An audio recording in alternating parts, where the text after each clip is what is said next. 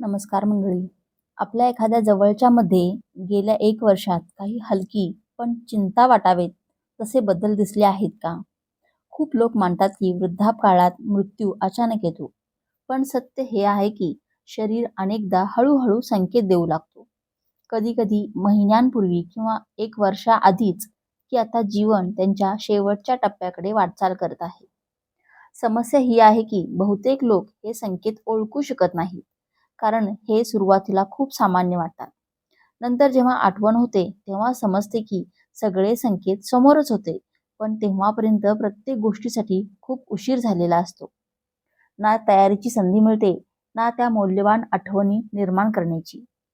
या व्हिडिओमध्ये आपण अशा 5 महत्त्वाच्या संकेतांविषयी बोलू, जे अनेकदा एखाद्या वृद्ध व्यक्तीच्या शेवटच्या वर्षी दिसू लागतात. यापैकी काही गोष्टी तुम्ही ओळखू शकता, पण कदाचित वाटले असेल ही तर वाढत्या वयाची बाब आहे.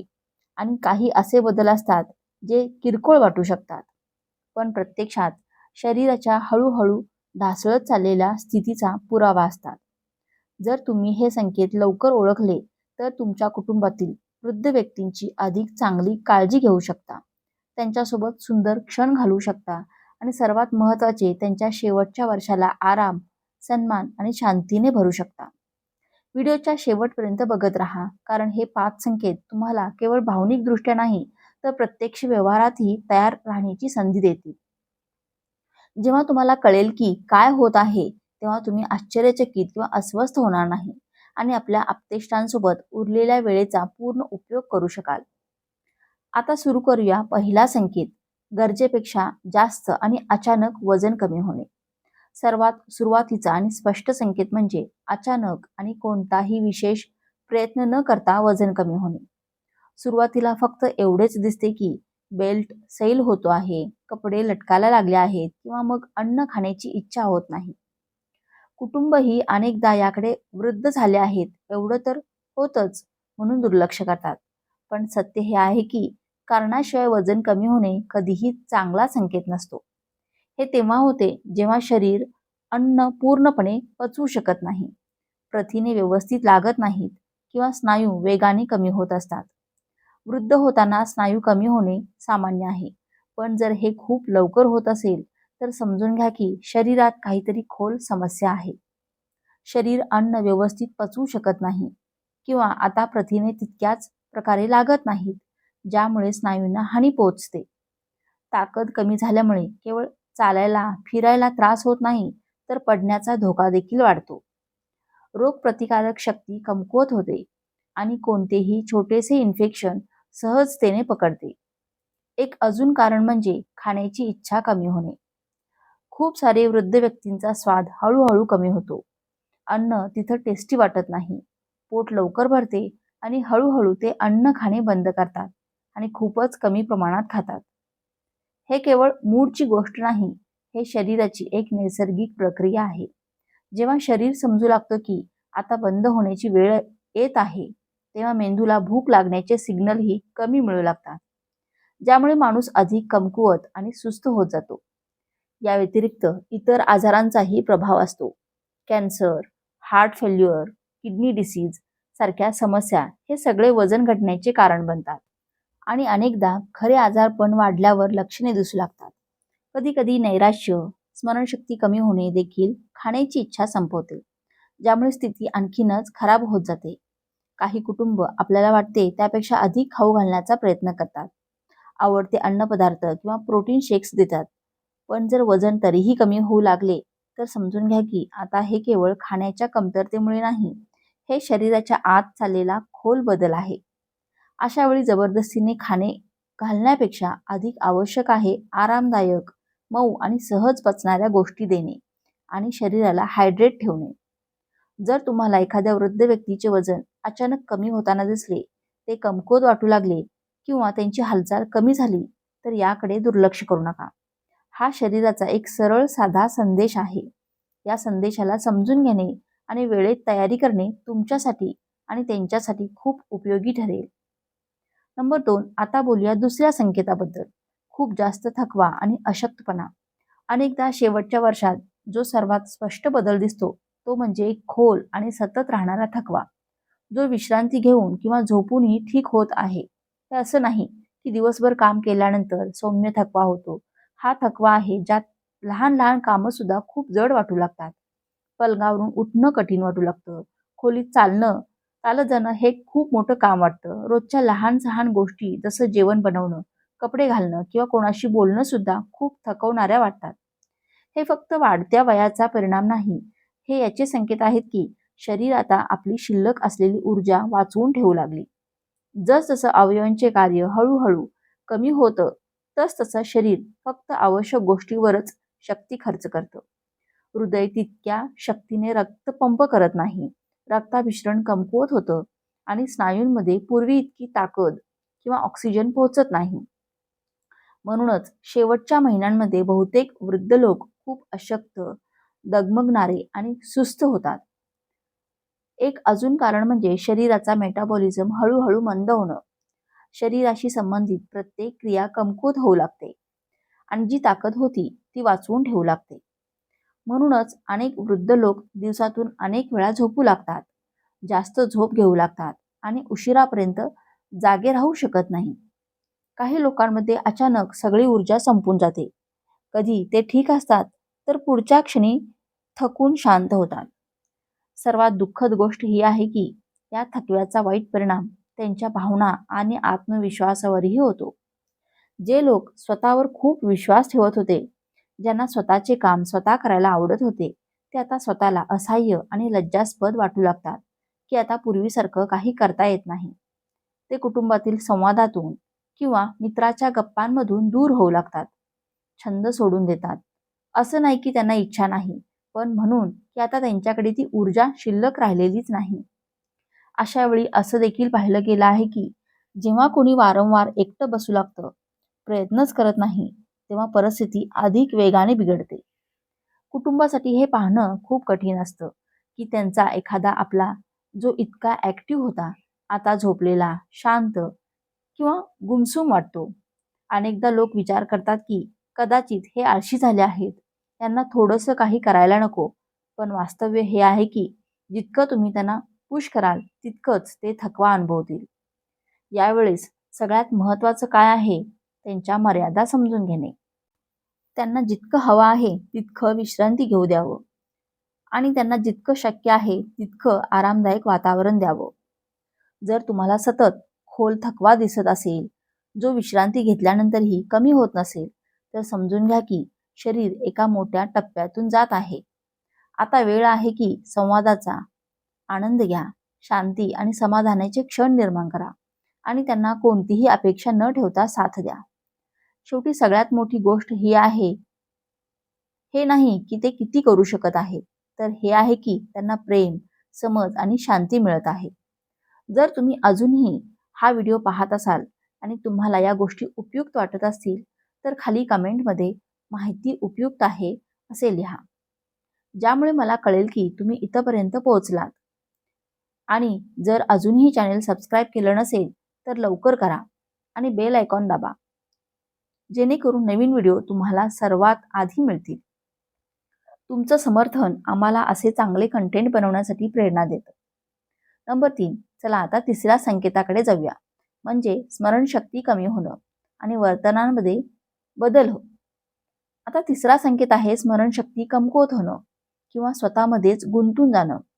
जेव्हा कोणी त्यांच्या शेवटच्या काळाच्या जवळ पोहोचतो, तेव्हा त्याचा विचार करण्याचं, बोलण्याचं आणि लोकांशी भेटण्याचं वागणंही बदलू लागतं.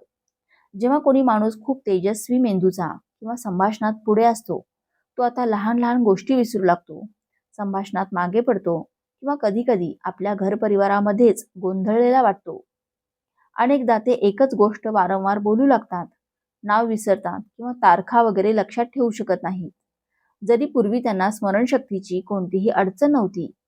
ही केवळ सामान्य विसरभोळेपणाची बाब नाही. खरी कारण ही आहेत की जसजसं शरीरात रक्तप्रवाह मंदावतो आणि मेंदूला कमी ऑक्सिजन मिळतो, तसतसं त्यांचं कार्य करण्याचं सामर्थ्यही हळूहळू घटू लागतं. तेव्हा माणूस छोट्या छोट्या गोष्टींमध्ये गोंधळलेला राहू लागतो. निर्णय घेण्यात अडचण होते किंवा जुने आणि जवळचे लोक सुद्धा ओळखण्यात त्रास होतो. हेही घडतं की अचानक थोड्या वेळासाठी योग्य वाटतं आणि मग पुन्हा अचानक शांत किंवा गोंधळलेले होतात. एक अजून मोठा बदल आहे भावनिकदृष्ट्या अंतर ठेवणं. जे वृद्ध पूर्वी बोलण्यात रस घेत होते, आता त्यांना मन लागत नाही. तुम्ही पाहाल की ते कमी बोलतात, संवादामध्ये भाग घेत नाहीत किंवा खूप वेळ फक्त शांत बसून राहतात. असं नाही की त्यांना आता कुटुंबावर प्रेम उरलेलं नाही, पण त्यांचा मेंदू आता पूर्वीसारखी भावना किंवा जिव्हाळा ग्रहण करत नाही. संवाद बोचरा वाटतो, गर्दी किंवा आवाज त्रास देतो. म्हणूनच हळूहळू ते स्वतःच्या वर्तुळात बंद होतात. परिस्थितीनुसार मूडमध्येही बदल दिसतो. काही लोक अधिक चिडचिडे, घाबरणारे किंवा पटकन रागवणारे होतात आणि काही असेही असतात जे अचानक खूप शांत, अलिप्त किंवा काहीही फरक न पडणारे होतात.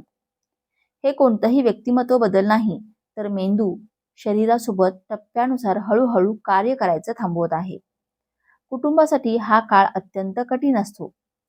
आपल्या प्रिय व्यक्तीला असं पाहून वाटतं की ते आता जगापासून दूर होत चालले आहेत. जरी ते तुमच्या समोर बसलेले असले तरी लक्षात ठेवा हे त्यांच्या हातात नाही. त्यांना पुन्हा संवादात ओढण्याऐवजी आवश्यक आहे की तुम्ही त्यांच्या त्या स्थितीत उभे राहून त्यांच्याशी जोडलं जावं. हळूच बोला, विश्वास द्या की तुम्ही त्यांच्या सोबत आहात. जरी ते फार उत्तर देत नसले तरीही तुमची उपस्थिती जाणवते. जर आता तुम्हाला तुमच्या एखाद्या जवळच्या मध्ये जास्त विसरण्याची सवय, गोष्टी समजण्यात अडचण किंवा जगापासून तोडले गेल्यासारखी लक्षणं दिसत असतील, तर त्यांना हलक्यात घेऊ नका.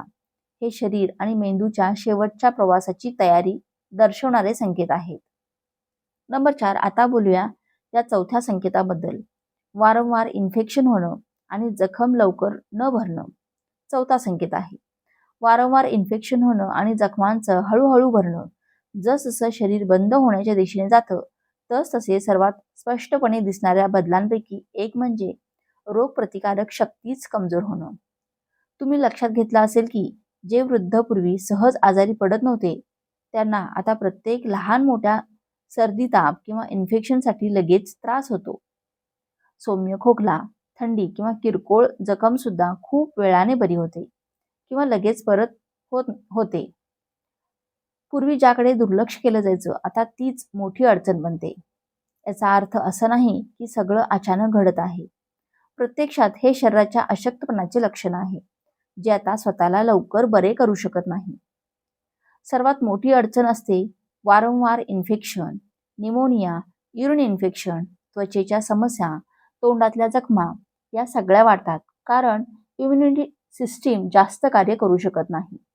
कुटुंबही अनेकदा विचार करतात की हे फक्त सध्या झालं आहे किंवा इतकं प्रकरण आहे, पण जेव्हा हे वारंवार होतं किंवा खूप काळापासून बरं होत नाही, तेव्हा समजून घ्या की शरीर आता लढाई हरू लागला आहे. कधी कधी अशा वेळी अँटीबायोटिक्सही पूर्वीसारखे परिणाम करत नाही. वृद्ध व्यक्तींना जास्त शक्तिशाली औषधं लागतात बरे होण्यासाठी. आठवडे लागतात किंवा पुन्हा पुन्हा उपचार बदलावे लागतात. याचं कारण म्हणजे जसजसं रक्तप्रवाह कमी होतो तसतसे अवयव फेलच होऊ लागतात. शरीर उपचाराला पूर्वीसारखं उत्तर देत नाही. एक अजून मोठी अडचण असते क्रॉनिक जखम किंवा त्वचेची समस्या.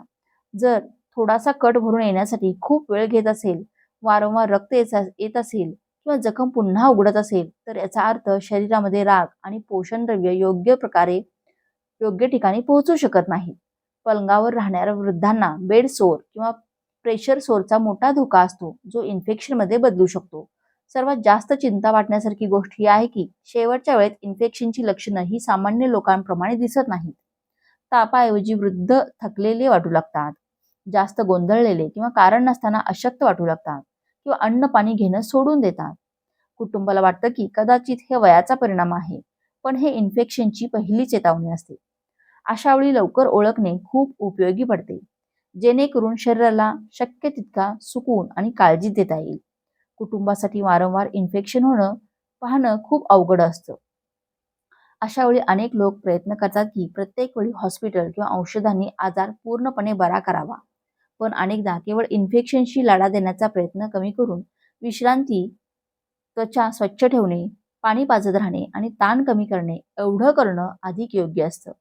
यामुळे रुग्णाला खूप सुकून मिळतो. उपचार किती परिणामकारक असोत किंवा नसोत, जर तुम्ही अजूनही हा व्हिडिओ पाहत असाल तर कमेंटमध्ये नक्की लिहा, जेणेकरून मला कळेल की तुम्ही जोडलेले आहात. आणि जर चॅनेल सबस्क्राईब केले नसेल तर लगेच करा आणि बेल आयकॉन दाबा. यामुळे नवीन व्हिडिओ तुम्हाला सर्वात आधी मिळतील. नंबर 5. चला आता 5व्या आणि शेवटच्या संकेताकडे जाऊया. श्वास किंवा रक्ताभिसरणामध्ये मोठा बदल. आता बोलूया 5व्या आणि शेवटच्या संकेताबद्दल. श्वास घेण्यात बदल आणि रक्ताभिसरणातील अडचणी. अनेकदा शेवटच्या महिन्यांमध्ये किंवा आठवड्यांमध्ये सर्वात जास्त जो बदल दिसतो तो असतो श्वास घेण्यात किंवा ब्रीथिंग पॅटर्नमध्ये फरक. जो माणूस पूर्वी आरामात श्वास घेत होता, आता त्याचा श्वास मंद, खोल आणि अनेकदा खूप वेगवान आणि अस्वस्थ करणारा होऊ शकतो. काही लोक श्वास घेताना आवाज काढू लागतात किंवा अचानक श्वास थांबवून मग खूप खोल श्वास घेतात. कधी-कधी 2 श्वासांमध्ये मोठे अंतर येतो, ज्यामुळे घाबरट होऊ शकते. रक्ताभिसरणही कमकुवत होऊ लागतं. हात-पाय गार किंवा निळसर होऊ शकतात. पाय सुजतात किंवा संपूर्ण शरीर सुस्त आणि जड वाटू लागतं. हे संकेत दाखवतात की हृदय आणि फुफ्फुस आता पूर्वीसारखे काम करत नाहीत. अनेकदा रात्री अचानक श्वास लागणे, दिवसभर थकवा आणि सौम्य चक्कर येणे हे देखील दिसून येतं. शरीर हळूहळू बंद होऊ लागतं. त्यामुळे रक्ताचा प्रवाह डोकं, हृदय आणि फुफ्फुसापर्यंत पूर्वीसारखं पोहोचत नाही. अनेकदा कुटुंबही घाबरतात जेव्हा अचानक श्वासात हा बदल दिसतो. पण खरं म्हणजे हे खूप नॉर्मल आहे. हे दाखवतं की शरीराची यंत्रणा आता आपली प्रक्रिया पूर्ण करत आहे. यावेळी सर्वात आवश्यक आहे की रुग्णाला सुख आणि शांतता मिळावी. जर ऑक्सिजनची गरज दिसत असेल तर डॉक्टरांचा सल्ला नक्की घ्या. जर तुम्हीही तुमच्या कोणत्यातरी जवळच्या व्यक्तीमध्ये हा बदल पाहत असाल तर स्वतःला एकटं समजू नका. खूप लोक तुमच्यासारख्या परिस्थितीतून गेले आहेत आणि त्यातून धैर्य व सुकून मिळवले आहेत. माहितीच्या आधारे योग्य निर्णय घेता येतो, जेणेकरून तुमच्या आपल्या व्यक्तीचे शेवटचे दिवस प्रेम आणि सन्मानाने भरलेले असावेत. जर आजच्या व्हिडिओने तुमची मदत झाली असेल तर कमेंट करून नक्की सांगा तुम्हाला सर्वात महत्त्वाचं काय शिकायला मिळालं आणि हे तुम्ही तुमच्या आयुष्यात कसं वापराल. तुमचं मत आमच्यासाठी खूप महत्त्वाचं आहे. जर हा व्हिडिओ आवडला असेल तर लाईक करा, सबस्क्राईब करा आणि इतरांसोबत शेअर करा. तुमचं समर्थन आमच्यासाठी खूप महत्त्वाचं आहे. व्हिडिओ संपूर्ण पाहिल्याबद्दल खूप धन्यवाद. पुढच्या व्हिडिओमध्ये पुन्हा भेटू. तोपर्यंत सर्वांनी आपली काळजी घ्या. आपल्या लोकांची भरपूर काळजी घ्या. धन्यवाद.